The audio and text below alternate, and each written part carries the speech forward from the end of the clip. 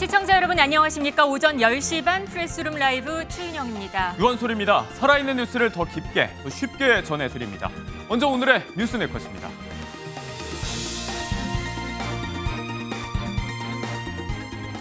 이재명 더불어민주당 후보의 조금 전 국립서울현충원의 첫 일정 모습입니다. 90% 가까운 득표율로 대선 후보로 선출되면서 바로 대선 모드 시작했습니다.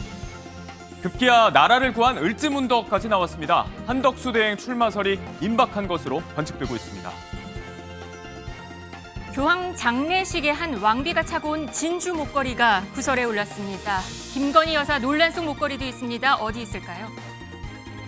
가수 태진아 씨 옆에 이 사람. 네, 23년째 한국에 못 들어오고 있는 스티브 유 맞습니다. 두 사람이 어쩌다 왜 만났을까요? 연예계 소식으로 준비했습니다.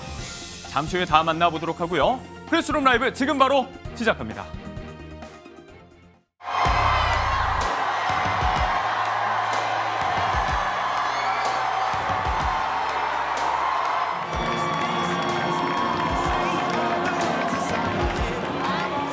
패배 자체도 아팠지만 패배 그 이유는 더 아팠습니다. 그 뼈아픈 패배의 책임자 저 이재명을 여러분이 다시 일으켜 세워주셨습니다. 내란의 아픔을 이겨내고 다시 꿈과 희망이 넘치는 진짜 대한민국으로 나아갈 준비 여러분은 되셨습니까? 반드시 승리하겠습니다.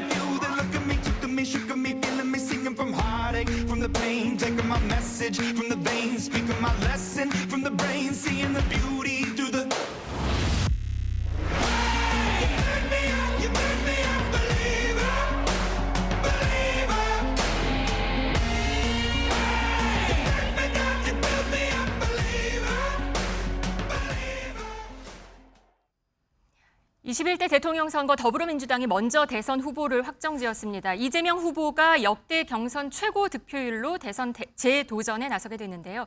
이준우 국민의힘 대변인, 서재헌 더불어민주당 국민소통위 부위원장 그리고 이고은 변호사와 함께합니다. 안녕하세요. 안녕하세요.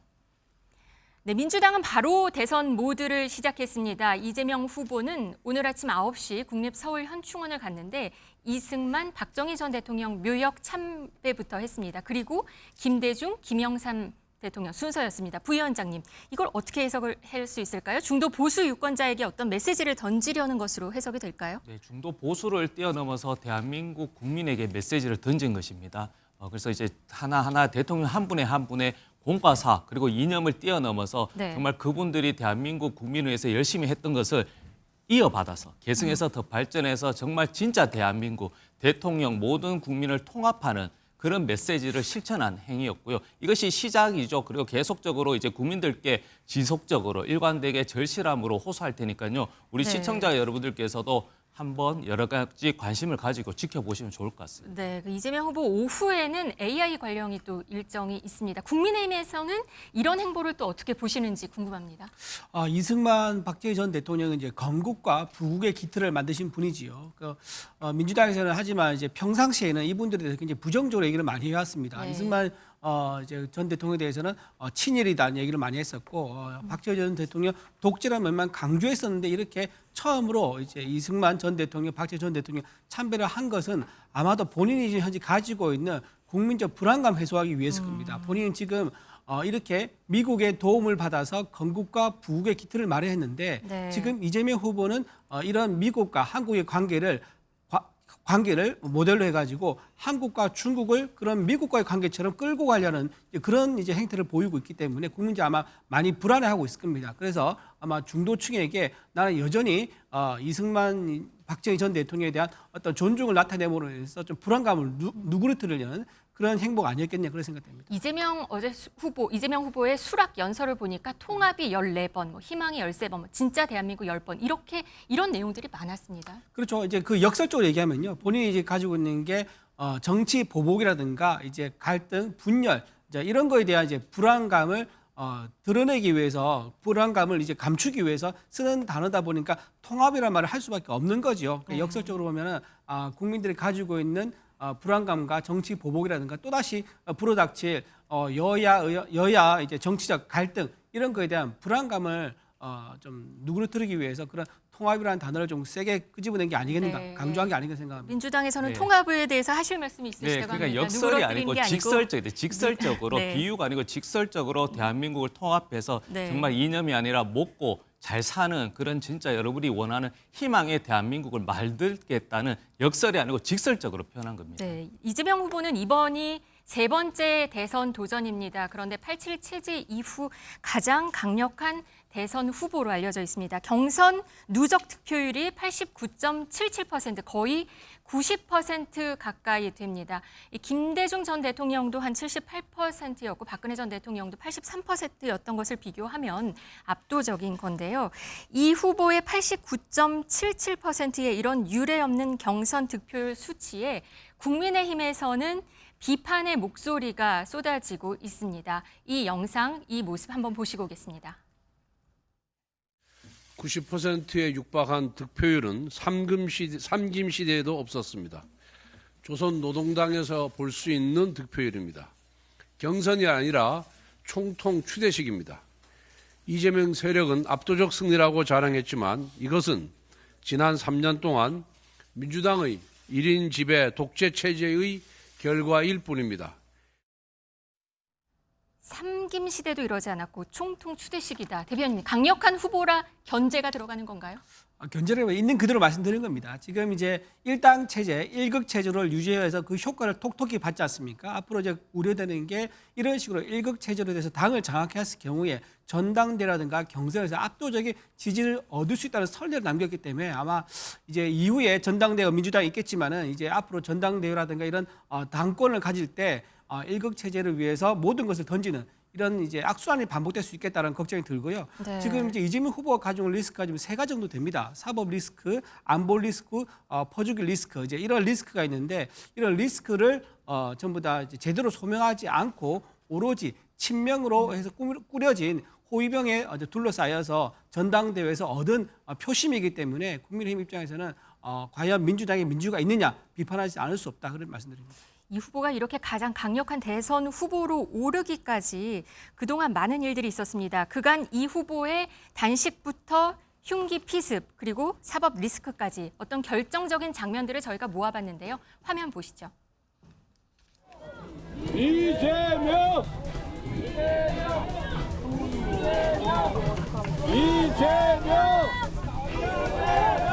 상대를 죽여 없애는 그런 전쟁이 아니라 국민과 국가를 위해 누가 더 많은 역할을 제대로 할 수 있는지를 경쟁하는 진정한 의미의 정치로 되돌아가기를 바랍니다. 대표님 괜찮으세요?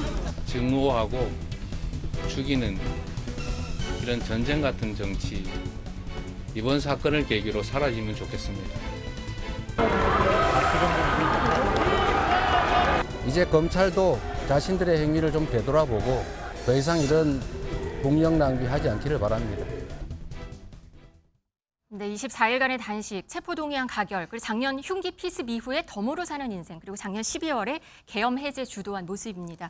부위원장님, 결정적인 장면인가요? 그렇죠. 다 매 순간순간마다 결정적이고 역사의 한 장면인 것 같은데요. 개인적으로도 참 힘든 시기였지만 국민들 바라보셨을 때도 참 힘든 시기였다. 그러나 이것을 잘 극복하고 정말 국민들이 원하는 대통령, 준비된 대통령으로 스스로가 성장한 것 같아요. 그리고 늘 메시지 자체는 이제 통합입니다. 그러니까 뭐 정치 보복 이런 것들 할 시간이 없다. 그리고 뭐 앞서 리스크 하셨는데 저런 2년 반 동안에 기회로 승화시킨 겁니다. 사법 리스크 시기에 민주당의 총선 승리 그리고 본인이 어떻게 보면 국민의 압도적 지지. 그러니까 리스크가 아니에요. 사법 기회, 안보 정말 망쳐놓은 거 안보 기회로 이제 삼아야 되고 뭐 퍼주기 기회지만 기회 예산 관련해서 너무나 긴축을 했기 때문에 예산도 퍼주기가 아니고 필요한 때 국민을 위해서 써야 된다. 그래서 확대 재정 정책의 기회이기 때문에 리스크가 아닌 기회로서 저런 과거의 어떤 힘든 상황을 이제 잘 승화시켜서 정말 대통령 하나된 국민을 위해서 정말 대한민국의 대통령의 모습으로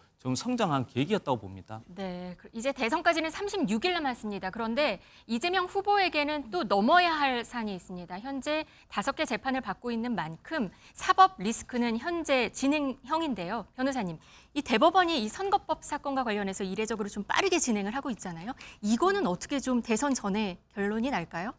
그럴 가능성도 굉장히 높다라는 관측이 나오고 있습니다. 네. 실제로 이재명 대표의 공직선거법 위반 사건이 1심에서는 유죄, 2심에서는 무죄, 그리고 지금 3심 대법원에서는 전원합의체로 회부가 결정이 됐고요. 네. 통상 전원합의체 같은 경우에는 한 달에 한 번 합의기일을 여는 것이 통상임에도 불구하고 이재명 대표 사건에 대해서는 이틀 연속으로 2번의 합의기일을 가졌습니다. 그리고 마지막 합의기일이자 2번째 합의기일이 지난 24일이었는데요. 이 합의기일이 맞춰지고 나서 아직까지 추가 기일은 나오고 있지 않습니다. 네. 실질적으로 지금 일부 보도 내용에 따르면 2번째 합의기일 때 대법관들이 실체적 쟁점에 대한 논의가 있었다라는 보도 내용이 나오는데요. 네. 사실 지난 22일에 2번째 합의기일까지 기일을 추가 지정했었음에도 불구하고 이번 2번째 기일 때는 아직 3번째 기일이 정해지지 않았다는 것이 어떤 판결문 작성이든지 아니면 이미 결론에 어느 정도 이르렀는지 아니면 이후에 추가 기일 지정이 나올지 이 부분이 굉장히 중요할 것 같습니다.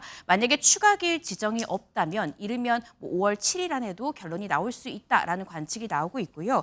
또 하나의 관측은 5월 전원합의체 정기 기일인 5월 22일에 이재명 대표 대법원에 이 결론이 나올 수 있다라는 의견들이 나오고 있어서요. 네. 굉장히 대법원이 이례적으로 속도를 내고 있다라는 이야기가 나오고 있고 만약에 대법원에서 파기 자판, 즉 파기를 하고 스스로 형량을 결정하는 데에 나아간다라고 하면 이 대선 행보에 또 큰 하나의 난관이 될 수도 있어서 파기 자판을 내놓을지 또 파기 환송을 내놓을지 아니면 그대로 무죄를 확정하는 이 상고 기각 결정을 내릴지 좀 더 기초가 주목되는 그런 상황입니다. 네.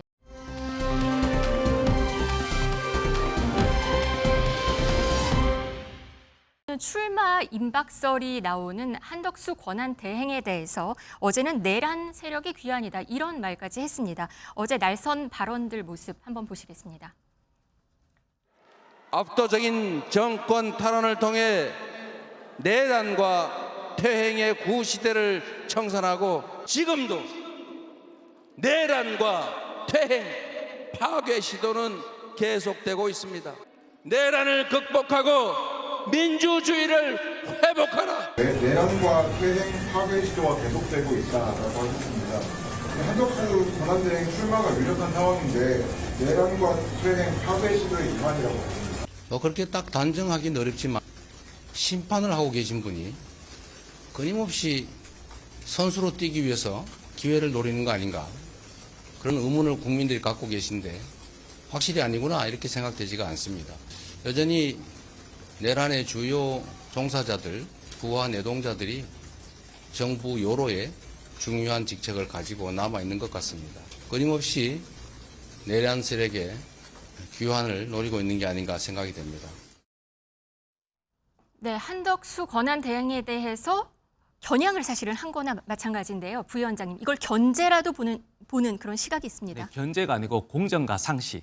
그 룰에 이제 비유로 이제 심판 권투의 네. 링 이렇게 비유하셨잖아요. 그러니까 네. 권투 선수가 이제 권투를 계속 하려고 하는데 심판은 중간에서 이제 반칙을 하는지 확인을 해야 되는데 이재명 대표가 이기면 안 된다고 계속적으로 언론에 나오고 또 상대 선수 앞에서 막 나오서니까 이게 경기에 집중이 안 되고 보시는 분들도 집중이 안 되는 겁니다. 그러니까 4월 4일 이후에 지금까지 모든 언론이 한덕수잖아요. 그래서 지금은 어떤 윤석열 대통령의 2인자로서 내란에 대한 책임이 있는 걸 떠나서 심판자, 관리자로서의 역할에 대해서 문제 제기한 것이고요. 네. 계속 간을 보셨잖아요, 한 달 동안. 그래서 일부에서는 민주당에서는 간독수 했잖아요, 간만 본다. 근데 실질적으로는 이분은 윤석열 아바타도 아니고요. 정말 윤석열 시즌2도 아니고 그냥 윤석열 자체다. 그래서 윤덕수라고 불릴 정도로 책임과 그리고 여러 가지 배우자와의 김건희 여사의 관계 등등 검증할 게 산 넘어 산이다. 그렇기 때문에 심판자 플러스 검증 단계도 안 거치고 그렇게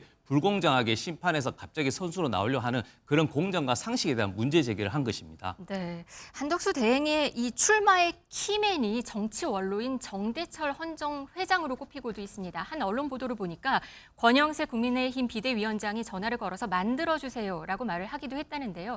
이 정대철 회장은 동교동계 대표 정치 원로로 3대가 국회의원 그리고 2002년 노무현 캠프 선대위 원장이었습니다. 노풍을 주도했던 그리고 2021년 윤 전 대통령 검찰총장 사퇴 때 정치 회동을 했던 그런 인물인데요.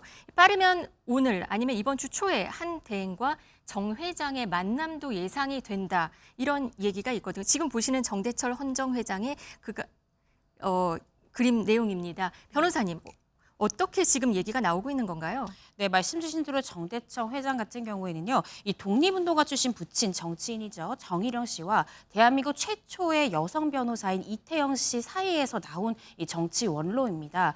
지금 여러 가지 이야기가 나오고 있는데 사실 이번 달 중순에 이 정대철 회장과 한덕수 대행 사이에 정 회장이 한 대행에게 정치 입문을, 즉 대선 후보로 출마할 것을 권유하는 그런 이야기를 나눴다라는 보도가 나왔습니다. 근데 그때 당시에는 한 대행이 조금은 출마 부분에 대해서 부정적인 입장을 밝혔다라고 보도 내용이 나오고 있고요. 그런데 이후에 또다시 한 대행이 정 회장에게 연락을 해서 만나자라는 연락을 했다라는 거죠. 이 부분은 지금 한 대행이 이 정치권에 입문하고 또 대선 후보로 나서는 데에서 긍정적인 신호가 아니냐라는 이야기가 나오고 있고요.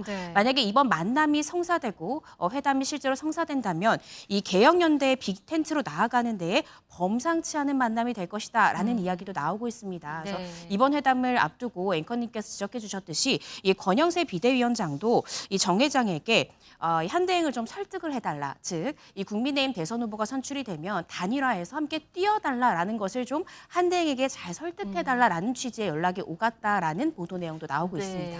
그러면 이제 빅텐트가 관심입니다. 누구까지 들어올지. 그리고 이낙연 전 총리 얘기도 들리거든요. 대변인 어떻게 보세요?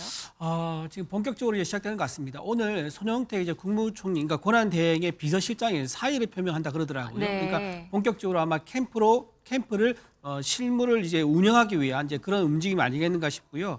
이제 보도에 따르니까 5월 1일 날, 그러니까 당초에는 4월 30일 국무회의를 하고 난 그 다음 날 사퇴하면서 대선 출마 선언을 하지 않을까 싶었는데 5월 1일 날 할 것 같다는 그런 이제 측근들의 인용을 일단 보도가 나왔습니다.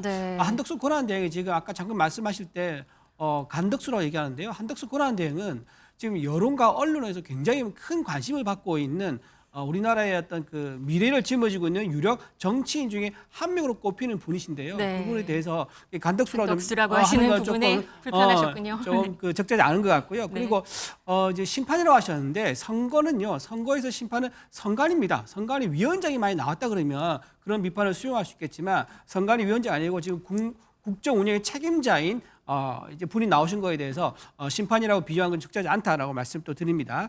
그리고 지금 그 한덕수 권한대행은요 노무현 정부 때 국무총리를 했었습니다. 그리고 IMF 시절에는 DJ 정부에서 경제 수석을 하면서 IMF 잘 극복을 했었고요. 그러니까 지난 정부에서도 민주당에서도 인사검증을 여러 번 거치신 분이다. 그리고 윤석열 정부에 와서도 인사검증을 민주당에서 통과시켜줘서 또 검증을 거쳐서 나오신 분이기 때문에 지금 나와 있는 여러 이제 유력 주자들 중에서 인사검증 면에서는 가장 누구에 못지않게 인사검증을 가장 많이 거치신 경쟁이 있는 분이다. 그렇게 말씀을 좀 드립니다. 출마 시나리오는 뭐 30일, 5월 초 뭐 여러 가지 얘기가 나오고 있습니다. 총리실 직원들이 차출이 돼서 캠프 구성까지 돼간다. 뭐 이런 설도 들리긴 하거든요. 아까 말씀하신 대로 그 사퇴라는 게 그 얘기 시작인 거죠? 그렇죠. 예, 그렇고 지금 제가 듣기로는 또 여러 캠프에서 좀 사람을 좀 보내달라 이제 이런 움직임이 좀 있는 걸로 좀 그렇게 알고 있고요.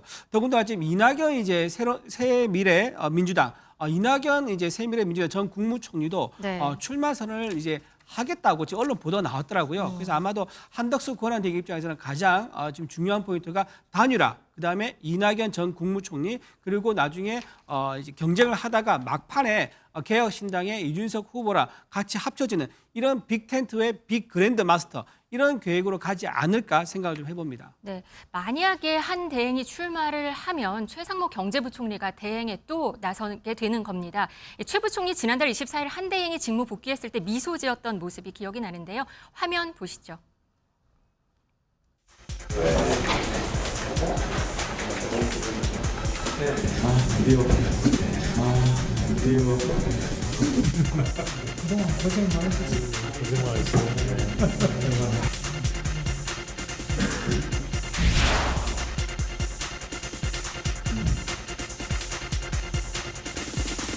한번 또 권한대행이 마무리되실 수 있는데 이번에는 지금 뭐 가정을 갖고 제가 말씀드릴 수 있는 건 아닙니다.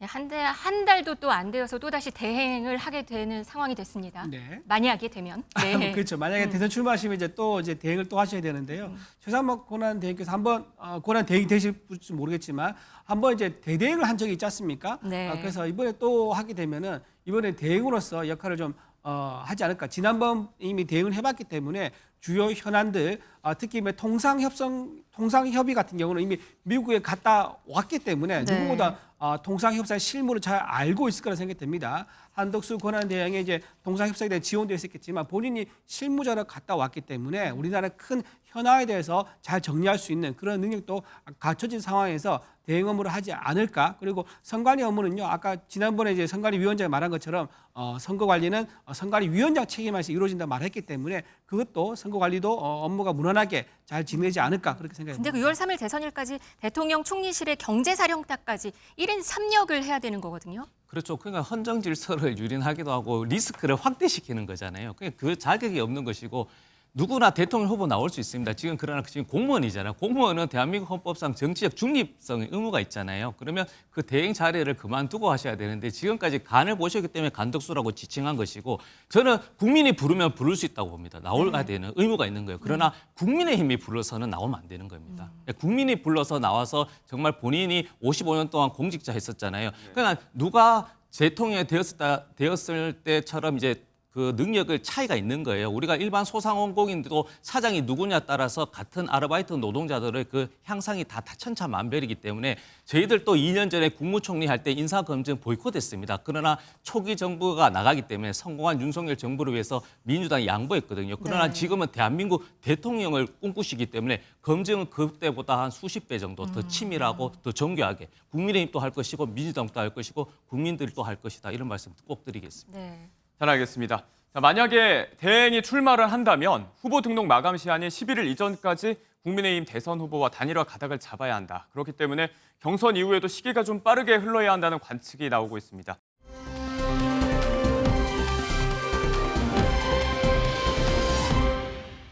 자, 오늘 마저 당원 선거인단 투표 마치고 내일 2차 컷오프 결과가 나옵니다. 결선으로 향할 2명 또는 누군가 과반의 지지를 얻는다면 바로 결정이 되는데 누가 과연 대행과 접점을 만들게 될지 주말인 어제 네 후보가 한마디씩 했습니다. 영상 보고 오겠습니다. 이재명을 이기려는 모든 세력과 손을 잡고 힘을 모아 오는 6월 3일 대통령 선거에서 극적인 승리를 거두도록 할 것입니다. 탄핵을 반대한 김문수 홍준표 후보님, 검사 출신 한동훈 후보님, 이재명 막을 수 없습니다. 대안은 오직 안철수입니다. 토론 과정에서 제가 가진 힘의 10%만 썼습니다. 다 우리 편이니까요. 이재명을 맞서면 제 힘의 200%를 쏟아 넣을 겁니다. 박살을 내버리겠습니다. 이재명 후보 같은 그 중범죄자가 다스리는 나라가 돼서 되겠습니까? 아니 중범죄자가 대통령이 되려고 하는데 그거 막는데 내가 주력을 내야지. 네, 네 후보 입에서 모두 이재명 후보의 이야기가 나왔습니다. 반 이재명, 그러니까 이재명 후보를 이기기 위해서 연대를 해야 된다는 이 명분, 대전제 때문에라도 이제 한 대행이 출마한다면 단일화 논의를 좀 외면할 수가 없다. 이런 판단이 좀 서는 것 같고 경선 룰도 좀 연관이 있을 것 같아요. 이준우 대변인. 네. 내일 아마 발표가 나는데 내일 아마 2시경에 최종 발표가 난다고 합니다. 2시경에 발표가 나면 결선에 누가 올라가는지 김문수 후보, 홍준표 후보, 그다음에 한동훈 후보 이 3명 중에 2명으로 지금 예상이 됩니다. 네. 그런 상황인 거고 지금 홍준표 후보가 잘 말씀하신 것처럼 예. 지금 이제 이재명 후보가 안 되는 거 이게 왜 중요하냐면 우리나라 이제 가는 방향을 이제 결정하는 그런 선거이기 때문입니다. 이재명 네. 후보가 가지고 있는 평상시의 얘기를 들어보면은 중국과 손잡고 미국과 맞서겠다. 결국은 그 얘기 아니겠습니까? 네. 지금 우리나라는 미국을 중심으로 해서 통상 협상을 하고 있고 미국과 우방국과 함께 자유시장 경제 원래 충실하게 시장에 따라서 우리가 대응을 했기 때문에 경제가 성장할 수 있었거든요. 예. 근데 그걸 돌려서 중국처럼 사회주의, 전체주의 국가로 가겠다라는 것을 굉장히 우려할 만한 상황이기 때문에 우리는 네. 어느 후보가 나오든 한명호 후보가 되면 한덕수 권한 대행과 함께 단일화에 대해서 적극적으로 임해서 이재명 후보를 막을 수 있는 그리고 자유시장 경제를 지키는 그런 정부를 만들겠다 그런 각오입니다. 예. 어떤 대승적인 차원의 판단도 있고 어느 정도는 전략적 선택을 무시할 수 없다. 이런 전략적 선택이 또 깔려 있다는 포석이다. 이런 이야기도 많이 나오고 있습니다. 각 후보별로 조금씩 단일화에 대해서 전향적인 메시지를 내고 있는 와중에 처음부터 일관적으로 이 부분에 대해서 좀 열려 있었던 후보가 있었죠. 김문수 후보 얘기인데 이 점을 계속해서 어필하고 있고 이재명 후보에 대응할 수 있는 힘은 다 모아보겠다. 이렇게 이야기를 하면서 이런 포스터도 하나가 화제가 되고 있어요. 애초에 김문수냐 한덕수냐 김덕수냐 이야기에서 이제는 을지문덕이 아니라 김한문덕까지 나왔습니다. 서지현 부위원장님, 이런 워딩들은 참 잘 만드는 것 같아요. 그게 지금 사실은 우리가 정보력이 굉장히 많이 범람하잖아요. 예. 그렇기 때문에 유권자도 그렇고 시청자도 그렇고 저렇게 포스터, 그러니까 을지문덕을 연상하면서 김문수, 한덕수 저런 포스터는 굉장히 긍정적인 효과가 있는 것이죠. 그러나 네. 저것은 효과일 뿐인 것이고 저기서 이제 관심을 돌리지 않습니까? 그러면 정말 나라를 구하는 정책이 있는 것인지 내용이 있는 것인지 준비가 되어 있는 것인지 볼 수 있기 때문에 저는 네. 그 시선을 돌리는 데는 저런 포스터는 굉장히 잘한 전략이라고 판단하고 있습니다. 예, 알겠습니다. 안철수 후보도 꾸준히 출마에 대해서 반대 목소리를 냈다가 한대행에 대해서 만약에 출마하고 결심을 한다면 객관적인 방법을 좀 고민해 봐야 된다. 홍준표 후보도 이제 전향적인 메시지 가운데 아예 원샷 경선이라든지 토론같이 방법론도 좀 구체적으로 제시를 했는데 한동훈 후보 같은 경우는 아직까지 방식에 대한 구체적인 언급은 없고요. 다만 이제 단일화해야 된다면 하지만 당 밖에 그렇게 지지율이 높은 분이 있는 것도 아니다. 여기에 관련해서 최근에 나왔던 한국갤럽의 여론조사 결과가 하나 있는데 주관식으로 응답을 하기 때문에 한대행의 이름이 포함이 됐지만 6% 정도 그렇게 오차 범위 안에서 변별리가 없어 보인다 이런 이야기를 했습니다. 이 가운데서 본선의 승부에 좀 자신이 있다. 토론을 정말 잘할 수 있다라고 이야기를 하면서 여태까지는 집안 싸움이니까 10% 정도 힘을 썼다면 이재명 후보에 대항해서는 200% 쏟아붓겠다. 직접 그 워딩을 빌어오자면 박살내겠다 이런 표현까지 썼어요. 이준우 대변인. 근데 이제 안동훈 후보가 이제 가진 자신감이 토론에서 말싸움에 지지 않는 그런 면 아니겠습니까? 이제 예. 국무위원들 불러서 본회의 할 때도 야당 민주당 의원들에게 이제 잘 싸우는 모습 그런 모습으로 인기가 올라갔었고요. 근데 예. 지금 우리 국민의힘 이제 경선 토론회 할 때는 조금 다른 관점에서 봐야 될 것 같아요. 네. 이제 한마디 말도 지지 않는 마치 피의자를 대하듯한 그런 식의 토론을 하게 되면은 국민의힘 우리 전체가 나중에 경선 끝나고 나면 다 같이 힘을 모아서 이재명과 이제 경쟁하고 싸워야 되는데 네. 안에서 내홍을 이제 오히려 만드는 게 아닌가 이런 약간 걱정된 부분도 있었습니다. 네. 그리고 지금 한동훈 이제 후보가 약간 단일화돼서 그러면 다른 후보들에 비해서 좀 그렇게 적극적인 행보를 안 보이는 건 이건 조금 불안한 면이 있다고 할 수 있을 것 같아요. 네. 왜냐하면 지난 16대 대선, 20대 대선에서 단일화로 다 선거했었거든요. 노무현 후보, 정문주 후보가 단일화 딱 이맘때입니다. 딱 한 달 네. 앞두고 단일화했었고요. 그다음에 이제 안철수 후보, 윤석열 전 후보, 전 대통령이죠. 그분도 이제 딱 한 달 앞두고 단일화하고 둘 다 단일화해서 성공을 했습니다. 근데 이번에도 만약에 단일화 한다 그러면 성공 가능성이 높을 건데 네. 지난번에 이제 그 이회창하고 이인재 의원, 이인재 전 의원 이 두 분들은 경선에서 이인재 의원이 2위를 집니다. 네. 졌더니 나가서 따로 당을 차려서 완주를 해버려요. 그러면서 결국은 단일화가 안 되어버리면서 패배한 경험이 있고 이렇게 그 결과가 나왔음에도 인정하지 않고 적극적으로 돕지 않거나 이렇게 해가지고 패배한 경우가 많이 있거든요. 네. 그렇기 때문에 이번에도 이제 국민의힘에서는 많은 이제 국민들이 한덕수 대행에 대해서 많은 이제 응원과 관심을 가지고 있기 때문에 어쨌든 한명의 후보가 나오면은 한덕수 대행과 함께 예. 경선을 통해서 단일화하는 모습에 기대를 많이 걸고 있을 것이다. 거기에서 얼마나 적극적인 행보를 보이느냐, 그걸 열려 있는 자세를 보이느냐, 그런 네. 후보가 단일화를 통해서 시너지 효과를 가져가고 결국은 본선에서도 승리할 수 있지 않을까 그렇게 생각합니다. 최종적으로 그렇게 적극적인 태도를 보이는 후보에게 전략적 선택이 갈 것이다라는 경선에 대한 관측, 전망도 있습니다.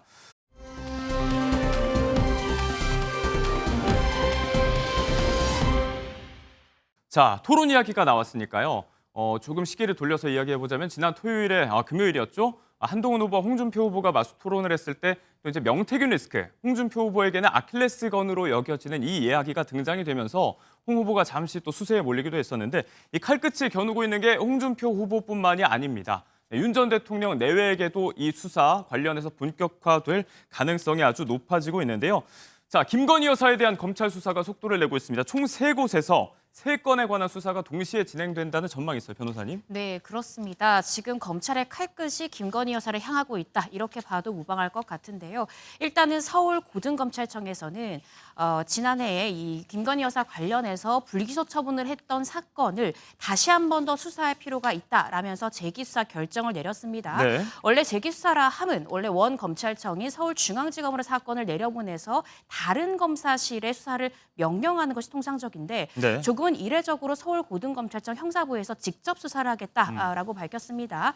이 도이치모터스 사건 같은 경우에는 김건희 여사의 계좌 중에 여러 개가 이 주가 조작이 되는 데에 사용됐다라는 혐의인데요. 자본시장법 위반 혐의고 주가 조작이 있어서 아마 방조 혐의를 들여다볼 것으로 예상이 됩니다. 예. 이 재기수사가 결정된 부분을 두고 검찰 스스로 결정을 뒤엎은 거 아니냐라는 비판도 거세게 일고 있는 것이 사실인데요.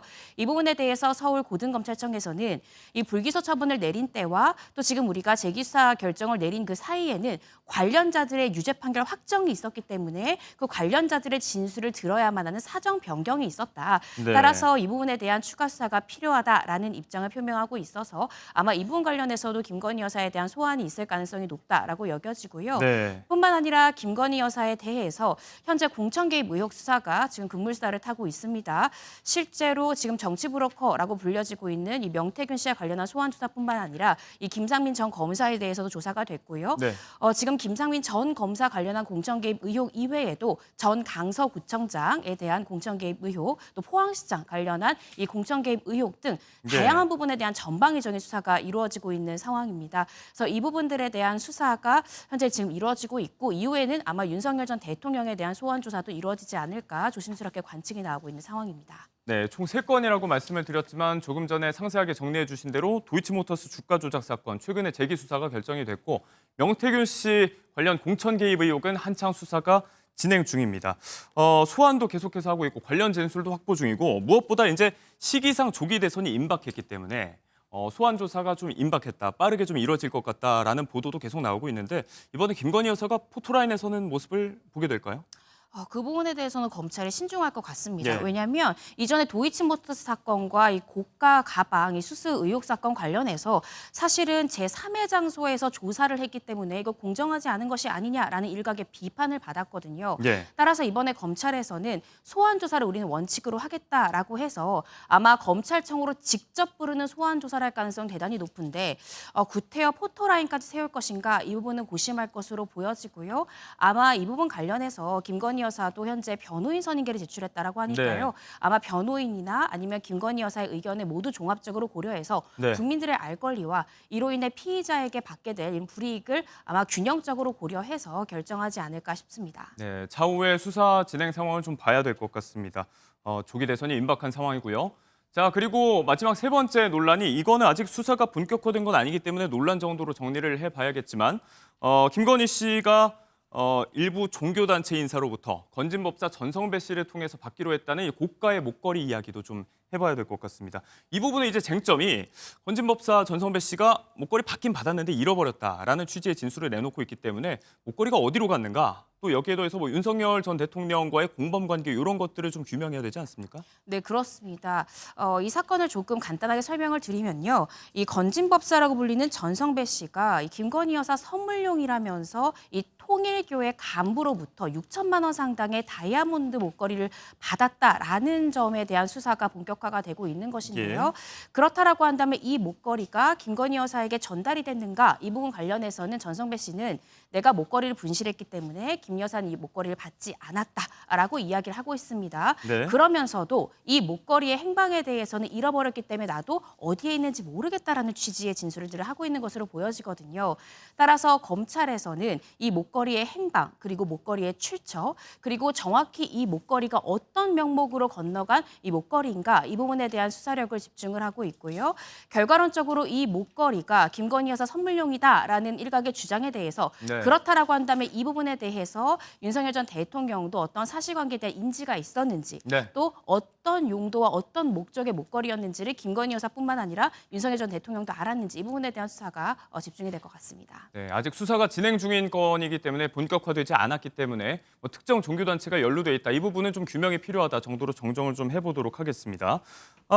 그리고 이 와중에 또 논란이 되고 있는 다른 목걸이가 있어요. 이 건과는 전혀 상관이 없지만 최근에 교황의 장례식에서 벨기에 왕비가 착용하고 나왔던 목걸이가 좀 화제예요. 네, 그렇습니다. 이 교황의 조문 자리에 이 벨기에 왕비가 진주 목걸이를 하고 와서 좀 논란이 되었는데요. 네. 지금 사진에서 보시는 것처럼 이 벨기에 왕비가 착용한 목걸이 굉장히 화려하지 않습니까? 예. 이렇게 화려한 진주 목걸이를 지금 착용을 하고 교황의 장례 미사에 온 것은 일종의 결례가 아니냐, 이건 예의에 맞지 않는 것이 아니냐라는 논란들이 나오고 네. 있는 상황입니다. 네, 우리나라에서건 뭐 전 세계적으로건 각계에서 논란이 되고 있는 목걸이 이야기까지 잠시 해봤습니다. 자, 정치권 소식 세 분과 여기에서 정리를 해보도록 하겠습니다. 고맙습니다. 고맙습니다.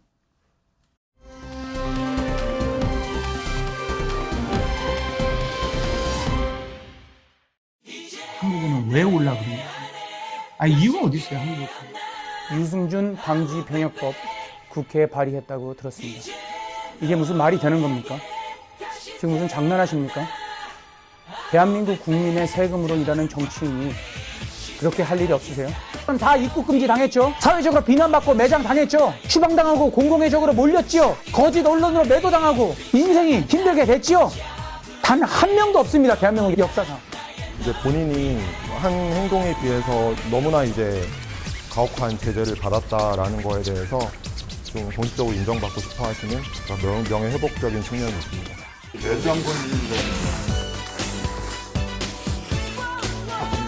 꼴찌인데 어느 정도 끌어오겠더니 그렇죠.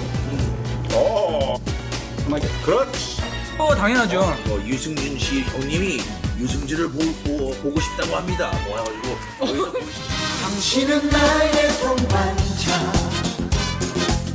영원한 나의 동반자, 내 생애 최고의 네, 논란의 그 인물이 최근의 근황을 이런 식으로 또 전해왔습니다. 관련 이야기부터 짚어보도록 하겠습니다. 박진아 아나운서, 이고은 변호사, 홍종선 대중문화 전문기자 세 분 모셨습니다. 어서 오세요. 안녕하세요. 자, 스티브 유, 우리에게는 가수 유승준으로 알려져 있는 인물이죠. 태진아 씨와 함께 만남을 했어요. 어쩌다가 이렇게 또 만나게 돼서 또 화제가 됐을까요? 네, 스티브 유 씨가 자신의 SNS에 태진아 씨와 함께한 모습을 공개를 했는데요. 네. 트롯킹 태진아 선배님 사랑합니다 라면서 사랑은 아무나 하나 맞지, 아무나 하는 게 아니지, 늘 건강하세요 선배님 이러면서 글을 올렸습니다. 이 다정하게 포즈를 취하고 있는 모습, 환한 미소를 띤 모습이 훈훈한 분위기를 자아냈는데요. 네. 이 사진 속 두 사람의 예상치 못한 만남에 누리꾼들은 어떻게 어디서 만난 건지 궁금해하는 모습이었습니다. 그러니까 뭐 다들 알 방법이 없죠. 일단 화면 속의 스티브 유 씨는 여전히 얼굴이 굉장히 좋아 보이는데 지금 23년째 병역 문제, 병역 기피 문제 때문에 한국에 못 들어오고 있는 상황으로 알려져 있는데 일단 두 사람은 그럼 미국에서 만난 걸까요? 미국에서 만났고요. 제가 이제 지금 사실 이제 태진아 씨가 그동안 송대관 씨랑 콘서트를 하다가 송대관 씨 별세하시면서 가수 강진 씨랑 함께 콘서트를 준비 중이어서 제가 네. 가수 강진 씨 통해서 확인을 해보니까 네네. 지금 이제 미국의 LA에 있는 야마바 리조트라는 데서 태진아 씨 초청해서 단독 공연 행사가 있었고요. 네네네. 그래서 4월 26일 토요일에 있었고 그래서 이제 미국을 갔고 여기에 아무래도 이제 유승준 씨가 찾아왔고 후배가 찾아왔기 때문에 함께 사진을 올린 것으로 보입니다. 네네네. 그런데 이 사진 한 장을 두고 지금 많은 뭐 누리꾼 추측뿐 아니라 보도도 나오고 있어요. 예. 이제 혹시 이제 이 두 사람이 함께 뭐 한국에서 작업하는 게 아니냐 아니면 유승준 씨의 복귀를 태진아 씨가 돕는 게 아니냐. 그런데 저는 이 부분에 대해서 확인할 수는 없지만 저는 예. 그건 아니라고 개인적인 의견을 말씀드리면 네네. 배경은 이렇습니다. 태진아 씨가 분명히 유승준 씨가 찾아왔을 때 이걸 거절할 수 있는 이런 성품은 아니에요. 예. 그런데 정말 무언가를 앞으로 함께 할 거였으면 본인 SNS에도 올렸다고 생각해요. 하지만 사진은 이 스티브 유의 SNS만 올라왔고요. 태진아 씨는 안 올렸으니까. 네. 그런 부분에 저는 오히려 주목이 됐고요. 그리고 이제 이런 부분에 있어서 이 여러 가지 추측이 앞서가며 나오는 건 그만큼 어떤 아직까지 우리 국민들 대중이 스티브 유에 대한 부정적 생각이 있기 때문에 혹시 이러라는 거 아니야? 이런 네. 식의 좀 날카로운 시선을 보내고 있는 것으로 해석이 됩니다. 네, 우리 홍종성 기자님께서 아침부터 발빠르게 취재해온 내용을 종합을 해보자면 팩트만 봤을 때는 미국 LA, 지금 스티브 유 씨가 지내고 있는 곳에 공연 준비차 갔고 거기에서 뭐 사적인 만남이 이루어졌는데 그 이상으로 의미 부여를 하기에는 아직은 좀 힘든 상황이다라고 정리가 될 것 같습니다. 이 말씀처럼 계속해서 논란이 되고 있는 건 정말 최정상의 인기를 구가하고 있을 때 조금 안타까운 선택을 하면서 많은 질타가 또 있었기 때문인데 많이들 기억하시겠지만 이 당시에 어떤 식으로 병역 기피가 이루어졌는지 변호사님께서 정리를 한번 다시 해주시면 좋겠습니다. 네, 요즘 20대 분들은 사실 유승준이라는 인물에 대해서 모르실 수도 있을 것 그러실 수 같아요. 있어요. 제 나이 또래 분들은 잘 아실 텐데 사실 유승준 씨는 1997년에 사랑의 누나라는 곡으로 데뷔해서 최정상의 인기를 누렸고요. 특히나 이 바른 청년 이미지로 많은 사랑을 받았던 가수입니다. 네. 이 때문에 아마 비판이 좀 거세게 일었던 것 같은데요. 그러다가 2001년에 4급 보충역 판정을 받습니다. 보충역 판정을 받은 다음에 2002년에 공익근무 소집 통지를 받은 상태에서 돌연 이 미국 공연을 해야 된다라면서 미국으로 갔습니다. 네. 그런데 미국으로 간 다음에 급작스럽게 돌연 이 미국 시민권을 취득하는 방식으로 한국 국적을 포기하게 되고요. 이것이 병역 기피를 위해서 이렇게 행동했던 것이 아니냐라는 비판이 거세게 일었고 네. 특히나 바른 청년 이미지 그리고 이러한 어떻게 보면 한국에 이런 병역 의무를 다하겠다라는 그간의 발언을 뒤집는 선택이다라면서 거센 비판이 일었습니다. 네. 이 때문에 2002년에 법무부에서는 입국 금지를 내렸고요. 이 때문에 유승준 씨가 현재 23년째 한국 땅을 밟지 못하는 상황입니다. 이후에 계속해서 한국 땅으로 들어오기 위해서 입국 허가 소송을 냈는데 행정 소송도 그렇고요. 뭐 1심, 항소, 기각, 뭐 상고, 파기환송 뭐가 많으니까 받아들이는 입장에서는 이게 지금 뭐 유승준 그러니까 스티브 유 씨가 지금 잘했다는 건가 못했다는 건가 들어올 수 있다는 건가 이 부분이 좀 헷갈릴 것 같기도 해요. 일단 법무부의 입장은 계속해서 입국 금지 좀 유지하고 있는 상황인 거죠? 네, 그렇습니다. 한마디로 말씀을 드리면 승소는 했지만 법무부에서 계속 비자를 주는 것을 거부하고 있다. 이렇게 정리해 볼 수 있을 것 같습니다.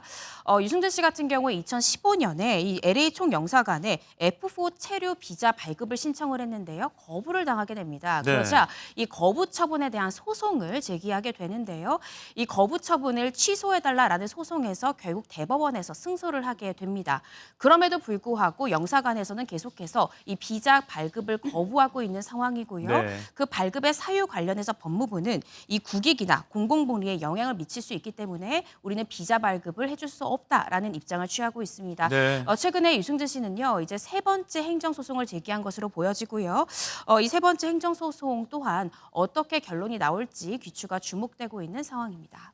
네, 지난 1일이 또 데뷔 28주년이었다고 합니다. 그러니까 5년 남짓한 활동 기간 뒤에 23년을 한국 땅을 떠나 있었다라고 본인이 SNS에 밝히면서 당시의 선택을 좀 후회하는 듯한 뉘앙스도 좀 엿보이는데 사실 뭐 스티브 유 씨도 그렇고요. 최근에 박서진 씨 좀 억울한 군면제 논란이 있었고 여기에 송민호 씨의 뭐 군복무 불성실 의혹도 있었고요. 군 문제와 관련이 되면 대중들의 시선이 참 차갑긴 한 것 같아요. 어쩔 수가 없는 것 같아요. 사실 우리나라 지금 모병제가 아니라 징병제잖아요. 징병제인데 만약에 연예인이라는 이유로 혹은 뭐 어떠한 특권 계층의 자녀라는 이유로 군에 가지 않을 수 있거나 혹은 군에 갔는데 거기서 태만한 근무를 할 수 있다던가 이런 문제는 지금 굉장히 젊은 분들에게 이 민감한 문제예요. 왜냐하면 말씀드린 것처럼 우리는 모병제가 아니라 징병제라는 국방의 의무가 있어요. 네. 연예인들이 똑바로 군대를 가고 똑바로 복무를 해야 우리나라 역시 의무구나, 국방의 의무구나라는 게 명확하게 드러나는 거거든요. 그런 부분에 있어서 연예인이라든가 이런 특권층 자제들에 대한 군 문제에 대해서 민감한 게 있고요. 또 예. 하나는 요즘 젊은 분들은 굉장히 공정성이라는 걸 중시합니다. 공정성이라는 건 함께 똑같이 평등해야 되는데 누군가 특혜를 받는다, 특권을 받는다 이 부분에 대해서 굉장히 민감하게 생각하기 때문에 그리고 마지막으로 하나는 우리나라 연예계에 있어서 중요하게 생각하는 건 거짓말이에요. 예. 잘못한 것보다 그것을 뒤엎으려는 그쵸. 거짓말. 근데 어떻게 보면 스티브 유 씨 같은 경우에 그 세 가지가 다 겹친 부분이었고 또 이제 송민호 씨 같은 경우는 군에 가기는 했지만 머리 뭐 길이라든가 아니면 근무 중인데 뭐 여행을 막 5일씩 그냥 간다든가 계속해서 병가를 낸다든가 이런 부분이 문제가 됐는데 사실 이게 그대로 지난해 12월 말에 소집 폐쇄가 됐어요. 이게 앞으로 저는 이래도 되는가 보다가 아니라 송민호 씨가 앞으로 복귀할 때 대중이 보여줄 반응에서 저는 그 처벌, 정서적 처벌도 이어질 거라는 생각을 합니다.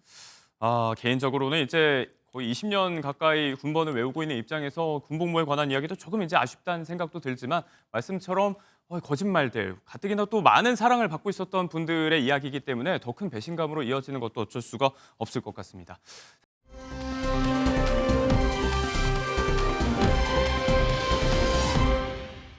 힙합 듀오로 정말 큰 사랑을 받았던 분이죠. 가수 진우션의 진우 씨와 현 씨.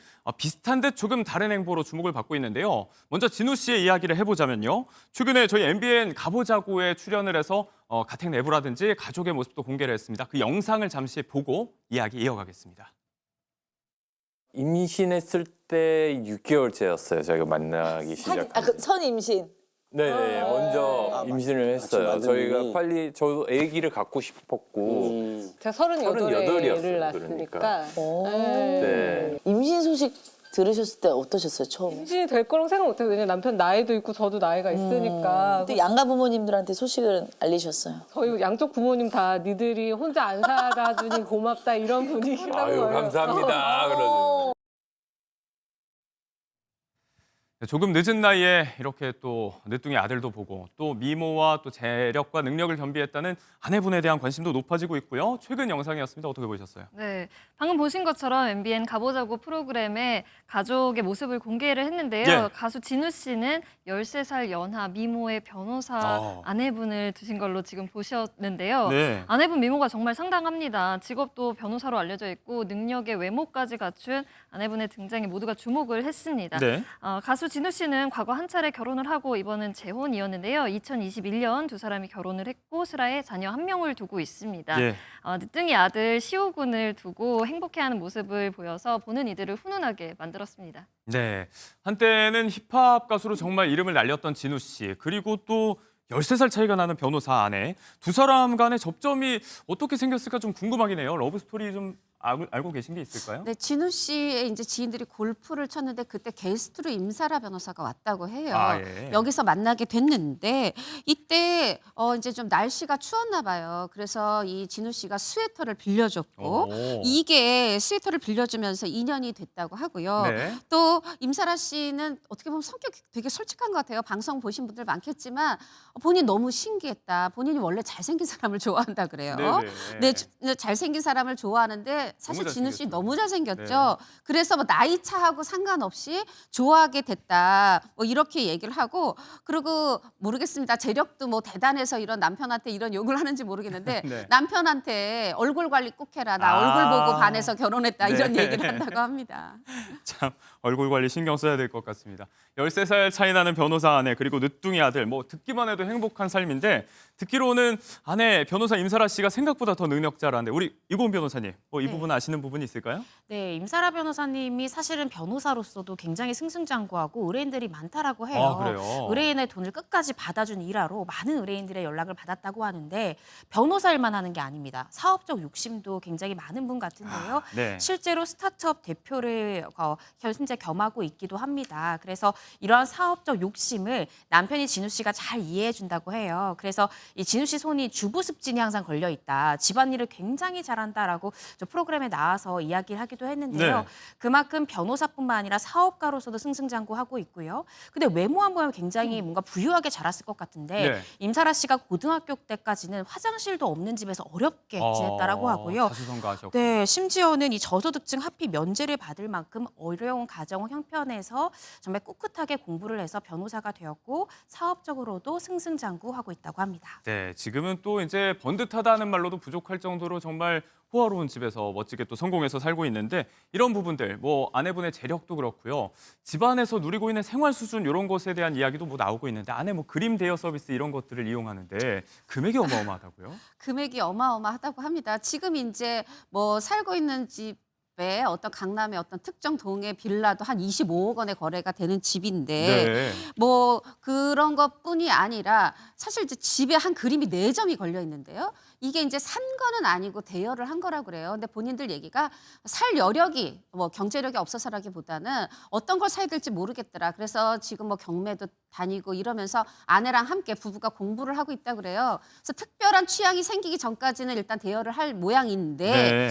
4점 대여에 월 200만 원이다. 대여료만. 이 얘기를 하다 보니까 사실 우리 입장에서는 200만 원이면 어느 분에게는 한 달 월급 전체일 거고 그게 아니더라도 200만 원이면은 한 4식구가 충분히 한 달 먹고 살거든요. 네. 식비가 되고 막 이렇게 하다 보니까 너무 과한 거 아니냐 하는 반응도 있지만 그들이 뭐 떳떳하게 벌어서 쓰는 돈이라면 네네. 우리가 또 참견할 부분은 없죠. 그럼요. 네, 소비에 대해서 또 뭐 그 자유를 제한할 우리의 또 권한은 없습니다. 아무튼 이렇게 가장으로서 또 행복한 일상을 보내고 있는 진우 씨의 일상이 관심을 받다 보니까 덩달아 함께 멤버였던 현 씨의 일상에도 관심이 가게 마련인데 역시 최근 저희 예능 프로그램이죠. 마라톤 예능 뛰어야 산다에 출연해서 또 포부를 밝히기도 했습니다. 이 이야기 먼저 보시고 일상 이야기 나눠보겠습니다. 소소한 그런 목표가 있습니다. 우리나라 5천만 국민이 다 뛰게 만드는 이제 본격적으로 뛴 지는 14년이 됐고요. 그리고 2008년부터 이제 1년에 한 번씩 이렇게 대회 나가고 이랬었으니까 뭐 17년이 됐거든요. 그래서 그 꾸준함으로 5천만 전 국민 다 뛰게 하겠습니다. 무슨 정확한 목적이 없더라도 우리가 그냥 함께 뛰는 거예요. 그러다 보면 그게 치유가 되고 그게 또 세상의 변화가 시작되고. 진우 씨가 좀 가정에 또 육아에 집중하면서 내조의 왕으로 거듭나고 있다면 또 현 씨는 이렇게 밖에서 바쁜 행보를 보내고 있습니다. 5천만 국민을 다 뛰게 만든다고 하는데 조만간 운동화부터 하나 사야 되지 않을까 싶고요. 아내인 정혜영 씨가 특히 또 반가운 기색을 보였다면서요? 그렇습니다. 17년 정도 러닝을 했기 때문에 드디어 올 게 왔구나, 러닝 예능 기다렸다라는 반응이었는데요. 네. 꾸준함이 결실을 맺는구나 하면서 주변의 반응도 이렇다고 합니다. 현 씨와 정혜연 씨 모두 우리나라 5천만 국민이 모두가 함께 뛰는 건강한 삶을 살 수 있도록 네. 희망한다라면서 프로그램 출연 포부를 다짐하기도 했습니다. 네, 여러모로 뜻깊은 행보를 예능 프로그램에서도 이어가고 있는 모양새인데 정말 이제 현 씨 하면 기부천사로 너무너무 유명한데 기부 금액이 뭐 중요하다고 볼 수는 없겠지만 금액이 또 어마어마하긴 하다고요. 무려 60억 원에 달하는데요. 네, 저는 이게요. 다른 게 아니라 본인이 뭐 3일절이든 광복절이든 무슨 마라톤 대회만 있으면 여기에 나가서 뛰는 키로수마다 얼마를 기부받는 방식으로 받아서 그거를 전액 기부하는 거예요. 그렇게 뛰어서 만든 돈으로 기부했다. 이 네. 부분을 칭찬드리고 싶고 60억 중에 10% 6억은요. 본인들의 수입, 아내와의 번 수입을 이제 기부한 거거든요. 이것도 예. 대단한데 사실 뭐 별로 가수 활동 이런 거 하진 않잖아요. 근데 뭐 그 외에 여러 가지 개인 활동을 할 때 또 생긴 것들 이것까지 모아서 6억 원 개인 투척한 부분도 대단해 보입니다. 네, 오랜 수건 사업 중에 하나였죠. 루게릭 환자들을 위한 요양병원도 완공이 됐고 덩달아서 많은 연예인들이 또 기부자 명단에 오르면서 좋은 일에 동참하기도 했습니다. 자, 기부 소식이 들려올 때마다 마음이 훈훈해지기도 하는데 한편으로는 60억이나 된다고 하니까 이렇게 큰 금액을 어떻게 마련해서 또 기부할 수 있는 건지 이런 것도 좀 궁금해지는 것 같아요. 네, 그래서 현 씨가 이 비밀을 밝혔습니다. 네. 주 수입원이 강연이라고 해요. 1년에 이제 100개 이상의 강연 자리에 서고 이러한 네. 금액의 가장 큰 수입원이다라고 밝혔는데요. 행간에서는 워낙 진우션이 굉장히 인기가 많았잖아요. 진우션 활동으로 돈을 많이 벌었던 게 아니냐라는 이야기에 대해서는 사랑은 많이 받았지만 수입이 크지 않았다고 이야기를 했고요. 특히 뮤직비디오를 제작하는데 돈이 많이 들어갔다고 합니다. 또 지금 현 씨 같은 경우에 의류 쇼핑몰을 운영하기도 했었는데요.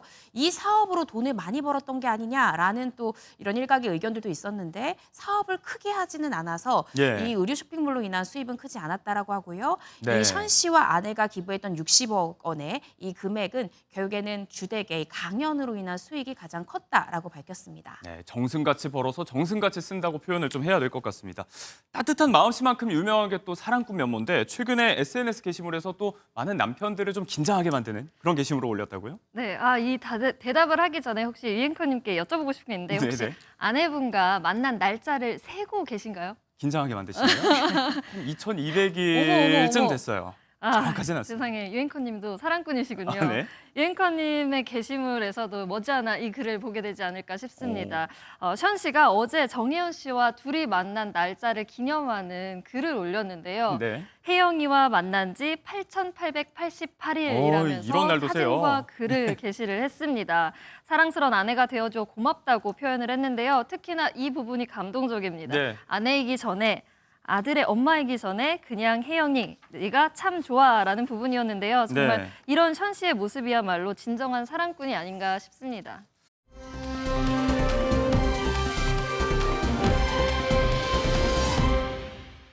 자, 이렇게 화목하게 가정을 잘 꾸려가고 있는 분이 있는가 하면 이런 모든 이야기가 좀 상처로 다가오는 분도 있습니다.